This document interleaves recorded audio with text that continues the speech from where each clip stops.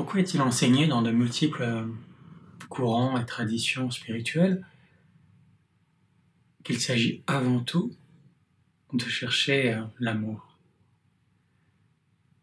Le Christ nous dit « Cherchez d'abord le royaume et tout vous sera donné de surcroît ». Saint Augustin « Aimez et faites ce que vous voulez ». Les bouddhistes nous disent travailler la compassion. Est-ce qu'il s'agit là d'un acte de foi, une forme de renoncement dans l'instant à un certain plaisir, à une certaine satisfaction, en vue de recevoir demain une forme de rétribution de notre renoncement? S'agit-il simplement d'éviter de résister, quelque part, comme une invitation à se soumettre ou à tendre l'autre joue, et ainsi le conflit ou la souffrance sera d'autant moins violente? S'agit-il simplement de réduire la souffrance, ou est-il question de s'en libérer? C'est les thèmes que j'aurais envie d'aborder aujourd'hui et que je voudrais synthétiser sous la forme de cette question. En quoi l'amour est la solution à tous nos problèmes, à toutes nos souffrances?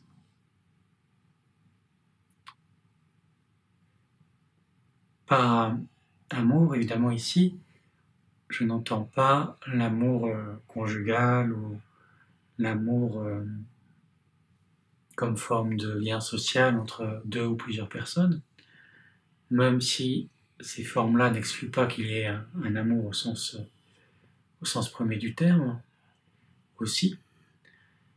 Mais j'entends l'amour au sens d'accueil, équanime, tranquille, joyeux de ce qui est.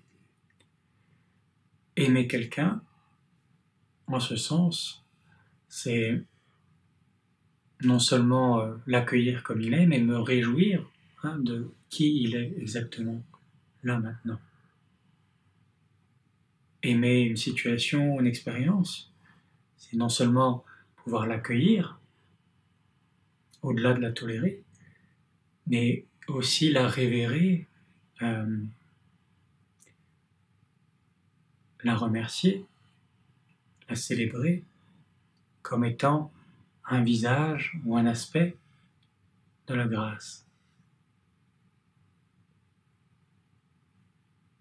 Les orientaux ont cette formulation « Je reconnais le divin qui est en toi », derrière le namasté. On peut la réciter de manière un peu automatique, mais elle a un sens profond.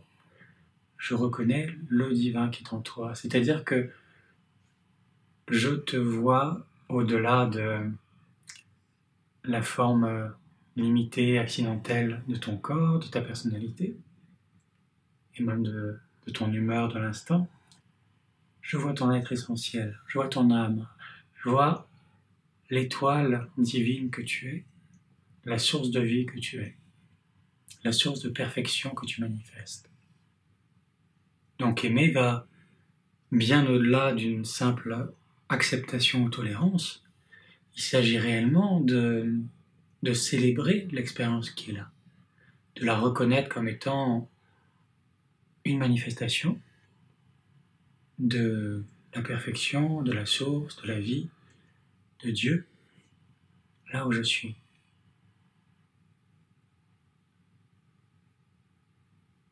Reconnaître le divin, là, ici, maintenant. Pas dans une forme imaginaire ou fantasmée, ou dans un arrière-monde, c'est ici et maintenant.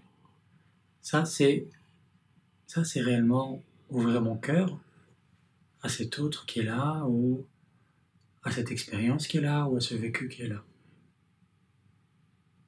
Donc évidemment, la plupart d'entre nous, évidemment, ne sommes pas à la hauteur de cette ambition, de cette ouverture au quotidien, mais tout à chacun, nous avons connu, que nous en soyons conscients, là dans l'instant ou pas, ces instants d'ouverture où il y a une réjouissance de la vie qui est là. Le philosophe Clément Rosset, qui a beaucoup écrit sur la joie, qui est une autre manière de décrire l'amour, appelait la joie la force majeure de l'univers, la force majeure de la vie, la force majeure du cosmos. C'est le grand oui dont parle Nietzsche, c'est cette puissance de vie qui nous habite quand nous sommes participants à ce flux de l'existence, que nous jouons notre rôle pleinement sans chercher à négocier quoi que ce soit. Et bien entendu, au quotidien, eh bien, je suis amené à traverser des expériences tantôt agréables et confortables, tantôt douloureuses ou souffrantes et inconfortables. Ma personnalité, tant qu'elle est prééminente dans mon fonctionnement, va colorer mon rapport à ce qui est là dans l'instant de préférence. Je vais avoir un avis ou une opinion sur ce qui est bien, sur ce qui est mal, sur ce qui est mieux, ce qui est moins bien. Et quand je vis ma vie depuis ce point de vue, parce que ce n'est qu'un point de vue intéressant, mais un point de vue, eh bien, chaque événement réel dans le présent, ou passé, ou anticipé, va être coloré d'une certaine propension d'ouverture et de fermeture. Je vais être plus disponible à un événement que je vais juger comme souhaitable, préférable, agréable, qu'un événement ou une expérience ou une personne que je vais évaluer comme nocive, désagréable, toxique, douloureuse, contradictoire avec mes valeurs, mes attentes, mon confort, ma sécurité, ma capacité à contrôler la situation, la personne, l'événement. Mais ça, c'est notre manière d'appréhender le réel depuis un point de vue particulier, depuis une perspective particulière. Et je ne vais pas vous ennuyer avec question de relativisme, mais selon ma phase de vie, selon ce que j'ai expérimenté dans le passé, selon l'histoire de ma famille, de ma culture, selon mes propres référents, selon les modes de survie que j'ai mis en place, eh bien, je vais désirer certaines choses et en rejeter d'autres. Et je ne connais aucun point de vue que je ne puisse retourner. On me dira peut-être, pour certaines personnes, évidemment que personne ne veut mourir. Mais c'est pas vrai. Dans certaines circonstances, les personnes sont même amenées à faire ce choix-là. Ou personne ne veut souffrir. Et si, on a vu des personnes désirer la souffrance, voire s'infliger des douleurs volontaires, parce qu'elles, selon leur perspective, selon leur point de vue, eh bien cette souffrance, cette douleur était désirable. Ça serait d'ailleurs un petit exercice de clarification que vous pourriez faire. vous prenez quelque chose que vous estimez absolument désirable ou souhaitable, quelque chose que vous imaginez comme absolument indésirable, et vous vous posez la question, en quoi cette chose, cette personne, cet objet, cette expérience que j'anticipe comme étant éminemment indésirable, je pourrais la désirer. Et inversement, vous prenez un objet éminemment désirable et vous vous posez la question inverse, en quoi cet objet, cette expérience, cette personne, selon un certain point de vue, pourrait être jugé, évalué, anticipé comme indésirable. Je crois que c'est Pascal qui disait le sommet de l'intelligence, c'est de prendre conscience que l'inverse de ce que je crois vrai est aussi vrai. C'est une invitation à ouvrir notre point de vue, à ouvrir notre perspective. Parce que dans cette ouverture, il y a une possibilité de lâcher une résistance, de lâcher un jugement et de lâcher une prison. Et l'amour dont on parle, c'est précisément la libération de toutes les prisons. L'inverse de l'amour, c'est le point de vue. Un point de vue m'enferme dans un savoir, dans une condition, dans une histoire, dans une valence. L'amour ouvre. L'amour, quand il est réellement reddition au divin, il devient équanimité. C'est-à-dire que je n'ai pas de préférence, mais ce n'est pas une absence de préférence qui serait une indifférence. Encore une fois, c'est une équanimité qui est synonyme de gratitude, de joie à participer à ce qui est là. Et dans cette joie, il y a une libération de la prison dans laquelle je m'enferme quand je crois savoir ce qui est vrai, ce qui est juste, ce qui est bon, quand je crois savoir ce qui est faux, ce qui est injuste, ce qui est mauvais.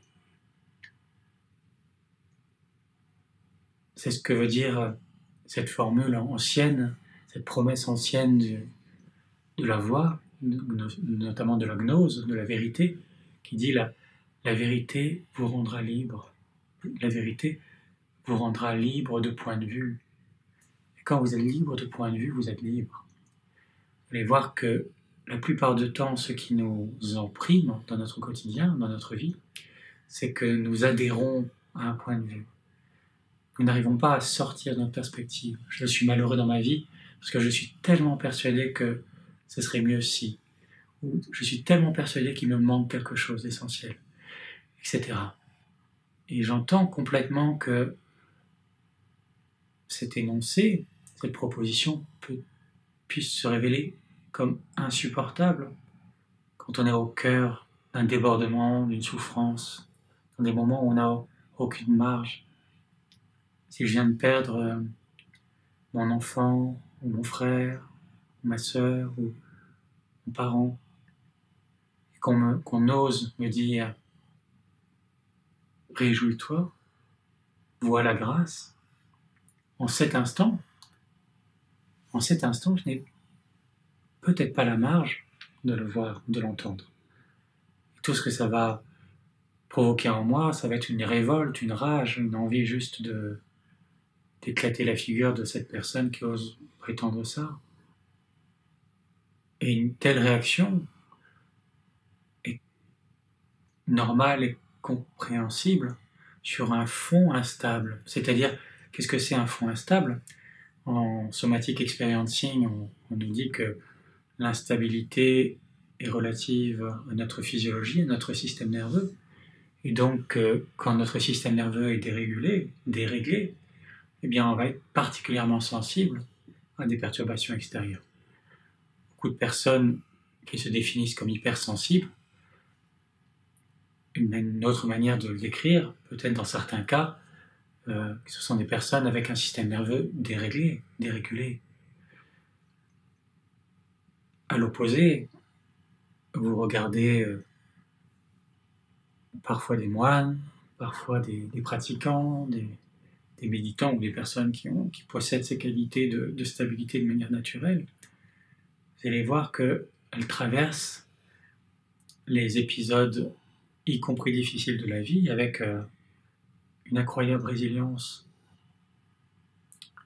On voit des personnes ainsi qui sont sincèrement en mesure de pardonner à quelqu'un qui a fait du mal, que ce soit à ces personnes ou à leurs proches.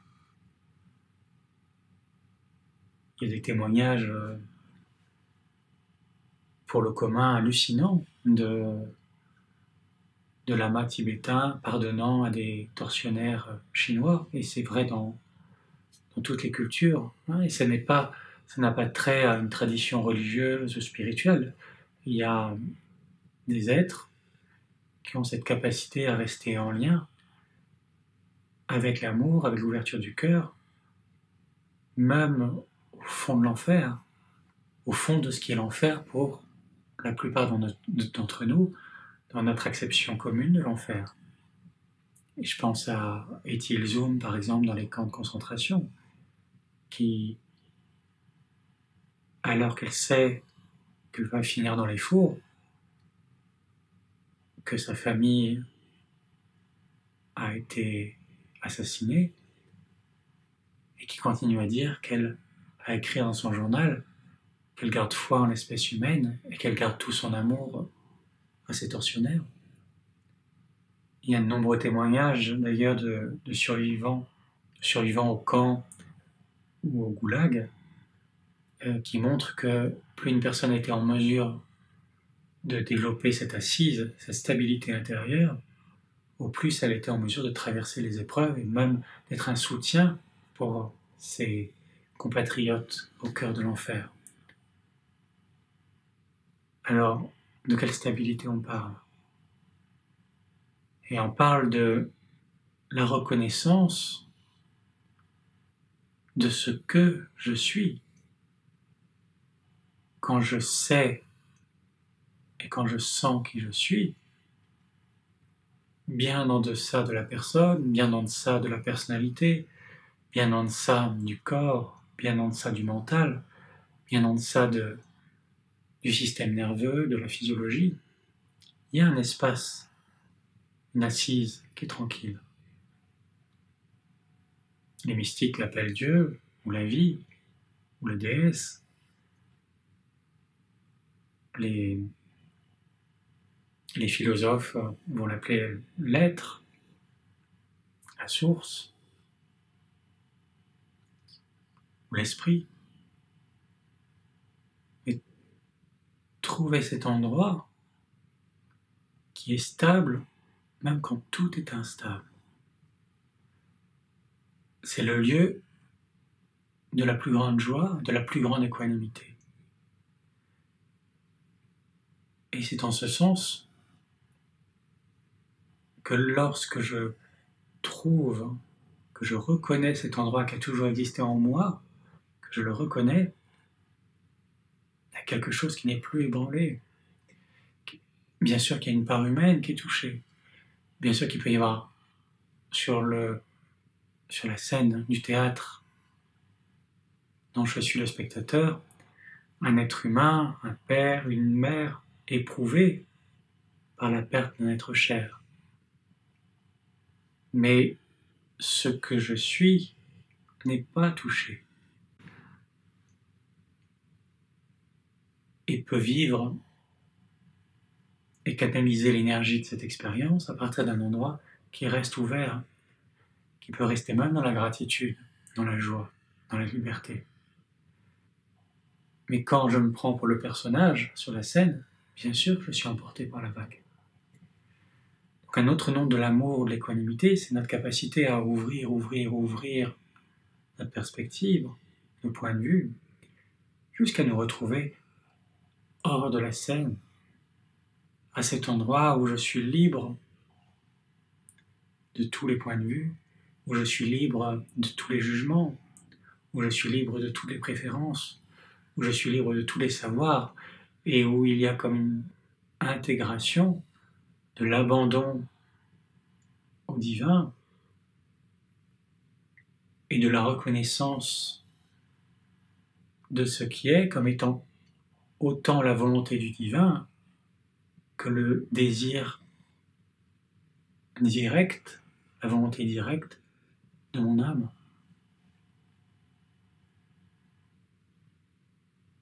À cet endroit, il y a la plus grande clarté.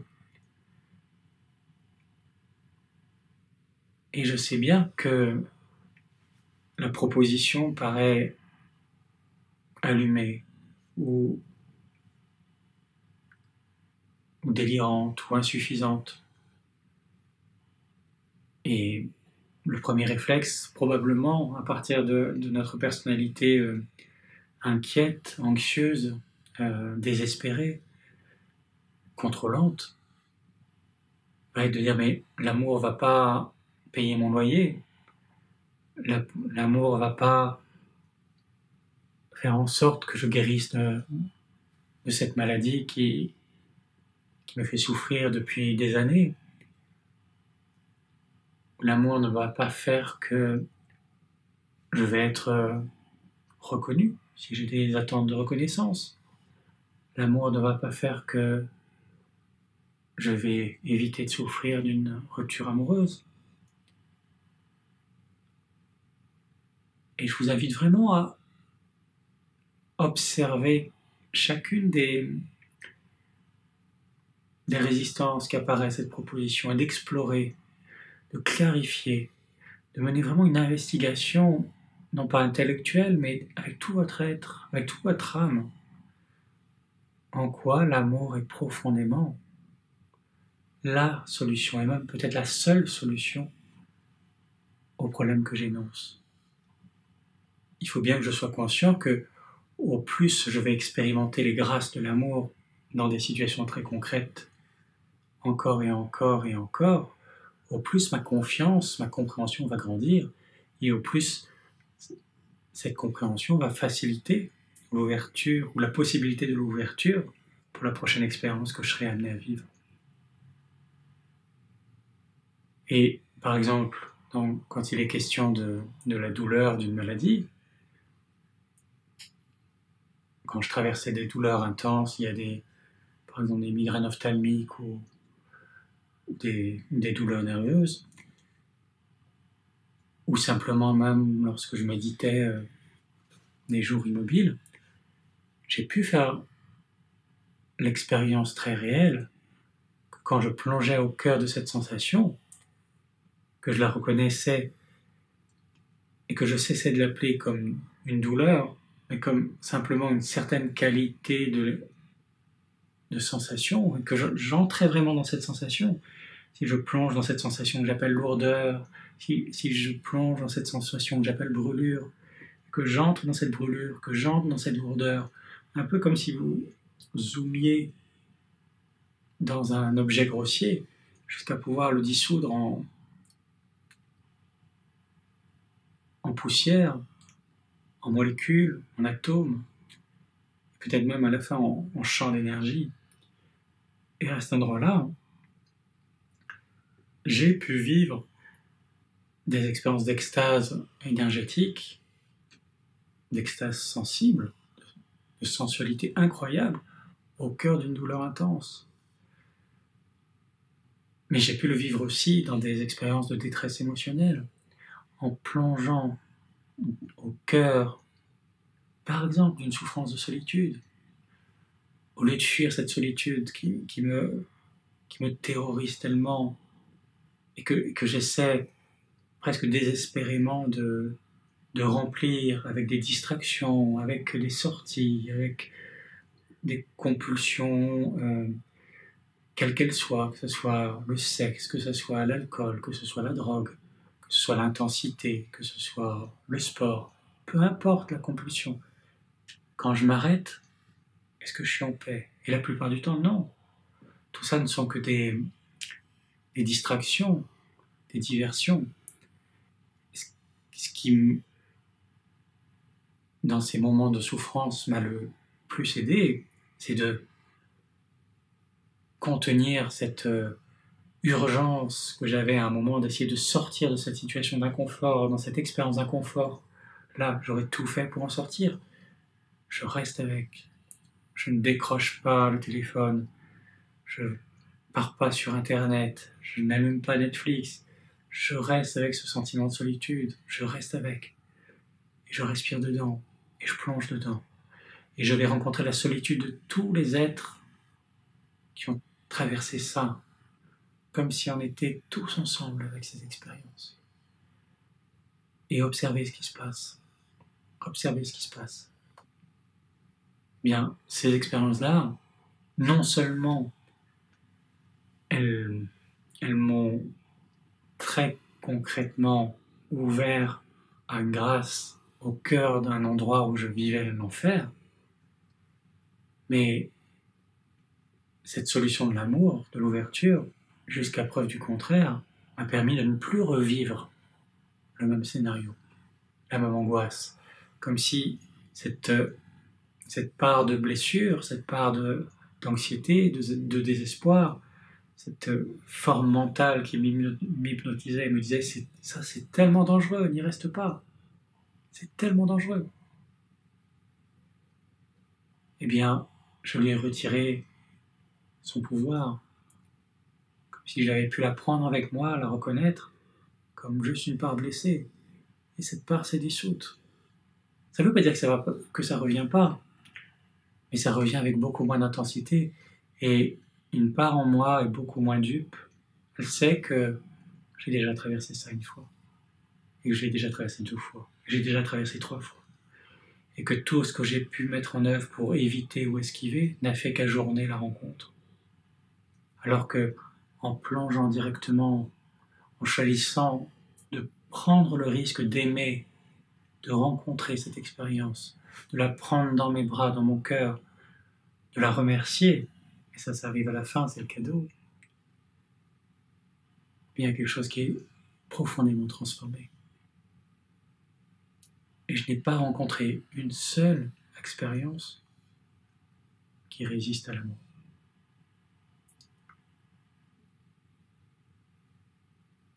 Encore une fois, ça ne veut pas dire que je ne suis pas encore en train d'ajourner à plein de niveaux de ma vie.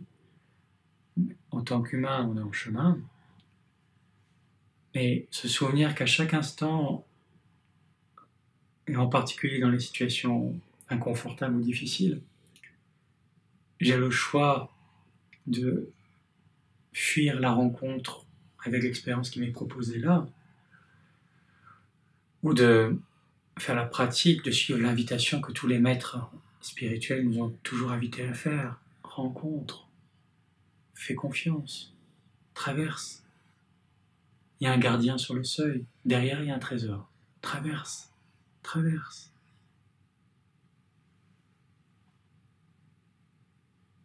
Et cette confiance ne fait que grandir. Après chaque tour de piste, après chaque cycle, je ne connais aucun autre processus qui m'amène de manière aussi systématique à la libération et à la joie, quelle que soit la situation, quelle que soit la tristesse, quelle que soit la peine.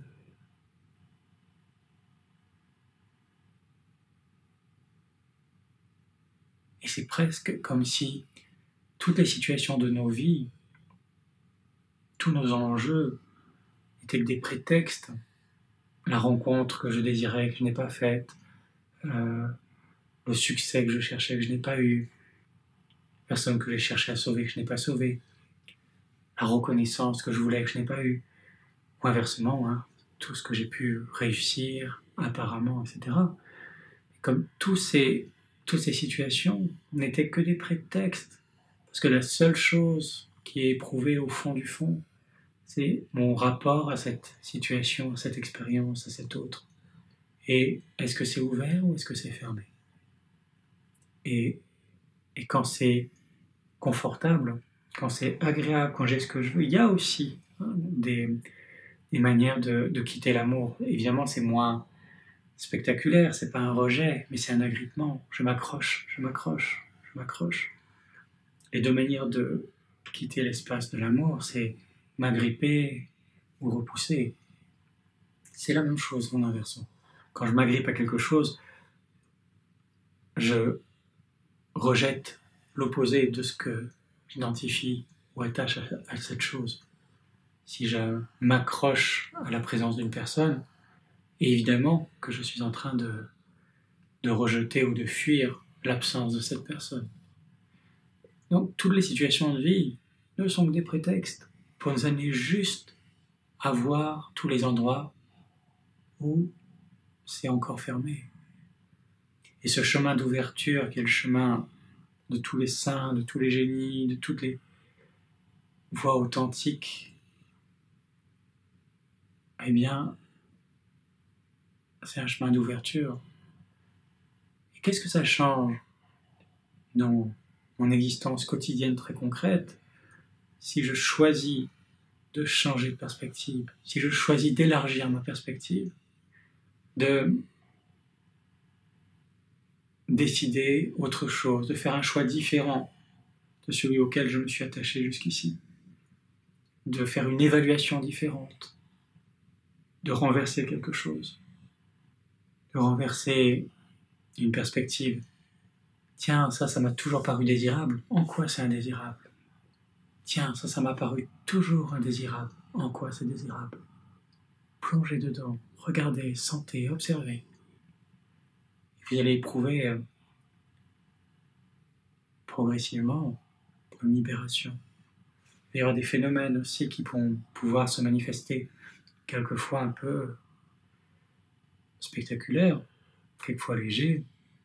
Ça peut être des circulations d'énergie, ça peut être des décharges dans le corps, ça peut être des émotions, ça peut être des mouvements spontanés, ça peut être des visions, des révélations, des compréhensions. Et ce ne sont pas des hallucinations, parce que vous saurez que ce sont des révélations authentiques par le fait que vous vous sentirez encore plus vivant et encore plus proche de cette joie intérieure après ces expériences.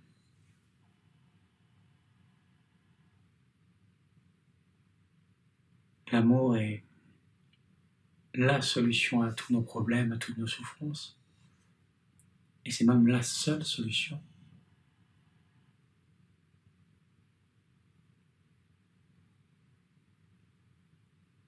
Et même cette perspective-là, telle que je l'énonce, je pourrais la déconstruire. Parce que même cette manière de dire les choses peut être à un endroit un enfermement. Parce que ça peut être encore un point de vue. Mais c'est le même processus. Jusqu'à toucher un endroit où c'est plus dissible, où la dissolution est telle que aucune formulation ne pourra saisir la vérité, la gnose. La gnose, la vérité, la connaissance, le samadhi, ne se laissera pas saisir par une description objective. On fait de notre mieux, mais à chaque étape, l'important c'est que je puisse entendre la parole dont j'ai besoin pour déconstruire ce qui m'empêche d'avancer. C'est ça un chemin spirituel, c'est ça un sadhana, c'est un sentier unique que je parcours jamais seul.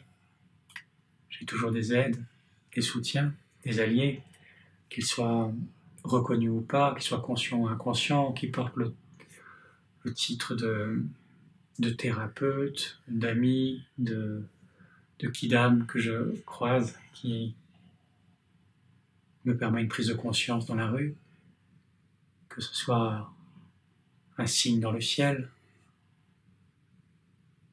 une pensée, une révélation qui me vient, une image, une sensation. Tout est aide et signe, si je sais l'écouter. L'amour est partout. Il Il n'y a que ça.